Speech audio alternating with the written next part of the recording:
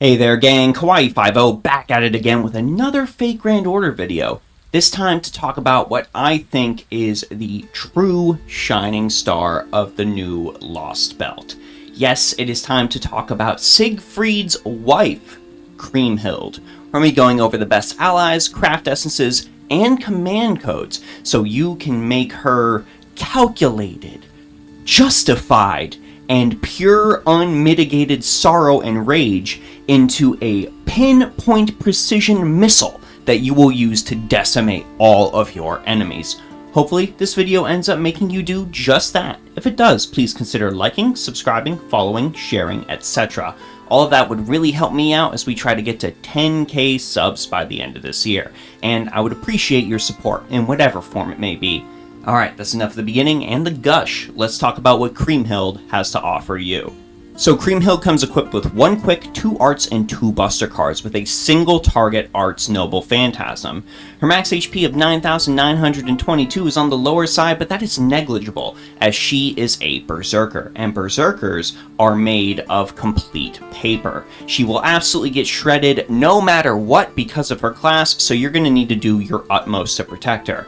Her max attack of 10,400 is a little more impressive, and her NP per hit, while fine, when coupled with the fact that she is able to Arts Loop and has that Arts Noble Phantasm and can hit into Overkill, if you are a farming Musashi veteran, you know exactly what that means. This character is going to be able to single target Arts Loop with the best of them.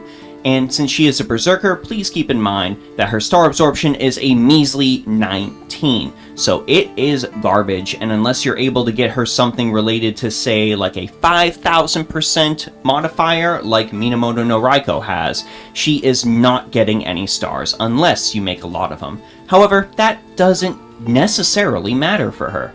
Kriemhild's first skill is Revenge Plot Amok rank B++.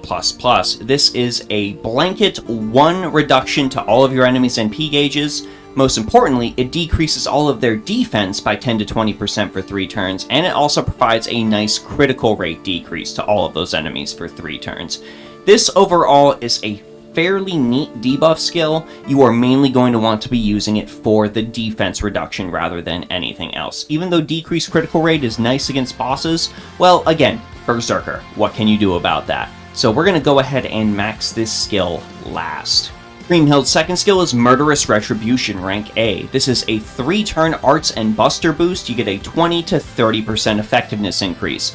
This also applies special attack against enemies with the chaotic alignment. She gets a 30 to 50% special attack bonus for that. Of course, you're going to need to see who actually has the chaotic alignment if you want to use this in a targeted fashion. Mostly that damage is just going to be extra gravy that you're going to get on top of the arts and buster card boost. The very nice thing about this skill is most of her cards are arts or buster, so you're going to be seeing this damage bonus more often than not. Go ahead and max this skill second. And Kriemhild's final skill is Noblewoman's Love rank EX. This applies target focus to a single ally, so they will get attacked rather than Kriemhild. This is her only form of defense in any capacity. Most importantly, this grants her a 30 to 50% NP gauge boost and also restores 1,000 to 3,000 HP. But again, that second part is negligible. If she took damage, she has probably been completely removed from the field. We're mainly going to want this for the 50% NP boost. This is absurd on the best of servants when it comes to Buster, and she is an art servant, so she's going to be able to easily make use of this. The target focus isn't bad either, but you're probably going to want something else in order to keep her from getting one-shotted. Definitely max this skill first. When it comes to Kriemhild's Append Skills, 2 of them are going to be useful. Extra attack boost is great on any single focused attacker. Kriemhild, of course, is included in that. You're going to be wanting to use her face cards whenever possible, and that's going to generate an extra card, which is going to get you more damage, more stars, which who really cares, and more Noble Phantasm gain. So definitely sink whatever you can into this first. Low magical energy is also just good on absolutely everybody. Kriemhild is no exception. In combination with a maxed out third skill, you're going to be seeing a instant 70% gauge when she enters the field. So definitely consider investing in this, but after extra attack boost, that's going to be a little more important for her. Her third Append skill, not really relevant. It's a crit res boost, but she is going to get destroyed by a focused attack regardless of whether she has this or not. So just go ahead and save your coins. Now that we've discussed the Append skills, let's take a look at this really cool looking Noble Phantasm. この世すべてを呪う。この世すべてが疎ましいの。バルムンク、首をはねるわ。我が憎しみを焼き付けろ。 So that MP was Balmung Kriemhild, and it looks just as devastating as you think it would. This removes all defensive buffs from a single enemy, and this activates before the damage is dealt. You're going to hit them with 900 to 1500% damage. This damage is of course going to be 150% super effective against dragon enemies because it's a Balmung. And on overcharge, this is going to reduce the enemy's arts resist for 3 turns. Now, the sweet thing about this, even though it doesn't activate before damage is dealt, is the fact that arts resist reduction does stack.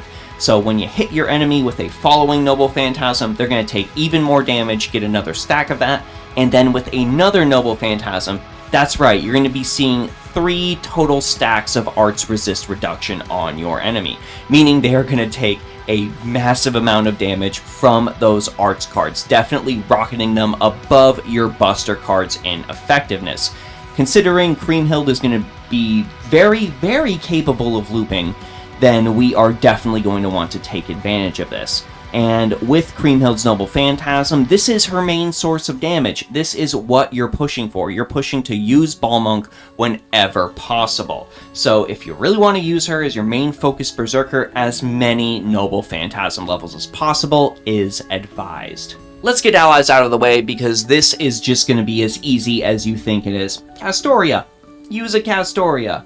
Castoria. Whether she's from your friends list, your own, or 2 of them, Castoria gives Kriemhild absolutely everything she could ever ask for. You want an arts card effectiveness boost? Castoria's got that. You want something to protect Kriemhild? Castoria's got that. In spades between one of her skills as well as her Noble Phantasm. You need some way to increase NP gain and increase attack? Castoria's got that. Increasing Noble Phantasm charge? Well, what do you know? Castoria has that as well. If you happen to have Castoria, it is absolutely non-negotiable. She is the best in slot for support for Kriemhild. Alright, let's talk craft essences. Kriemhild actually has a very incredible free-to-play option available to her, and that is Ocean Flyer. This grants up to 2,000 stats purely in attack. This increases arts card effectiveness, NP strength, and grants a starting 30 to 50% NP gauge. These are the 3 most important things you could possibly give Kriemhild between a max limit broken version of this craft essence as well as a maxed 3rd skill. That is a instant turn 1 Noble Phantasm gauge with 0 support. This is definitely Kriemhild's best in slot by a large margin. Of course, if you don't have this, you happen to miss Chaldea's Summer Adventure and don't want to wait several years for the rerun, we have other options available to us. Vessel of Desire is basically the 4-star equivalent of this. This grants all of its stats purely in attack and also grants NP strength and a starting 30 to 50% NP gauge. So you're still able to gain that benefit from a maxed out Ocean Flyer if you happen to have this max limit broken. But this is from the gacha, so, you know, that is entirely in Fate's hands. You can also, of course, give Kriemhild the Black Grail. I mean, she will absolutely have the potential to completely obliterate an opponent with Castoria's support. It's going to be very easy for her to get that 100% Noble Phantasm gauge, even without a starting NP gauge CE. And, I mean, dependent, you can just absolutely destroy an enemy if you got one of these max limit broken. Losing the HP every single turn doesn't even necessarily matter. I mean, your Kriemhild's going to get absolutely obliterated if she gets hit by anything, so don't worry about it. Don't worry about losing the HP. Basically, you just give yourself a timer for the battle, and if you're not defeating your opponent with a Black Grail, with Kriemhild, and Castoria's support, I don't really know what to tell you. And finally, command codes. So let's go ahead and take a gander at some stuff. So Mage of Flowers, I'm just going to recommend this right off the bat. This would go great on any of Kriemhild's Buster cards. It is an easy 10% NP gauge. You can use this to shore up the Noble Phantasm or push her into overcharge if you happen to have multiple NP levels. This is just going to be absolutely great on that Buster card. So you are getting at least a little bit of NP gauge even if you are leading with it. So that is definitely an option worth mentioning. Critical damage as well as Stargather aren't necessarily that good on Kriemhild. She has no way to buff her own critical damage. Her star weight is low, so even star weight augmenting CEs aren't going to necessarily help her. So instead, let's go ahead and lean into her debuff, as well as lean into any sort of specialty damage we can exploit. Uki Octopus, absolutely incredible on Kriemhild despite being a 3-star.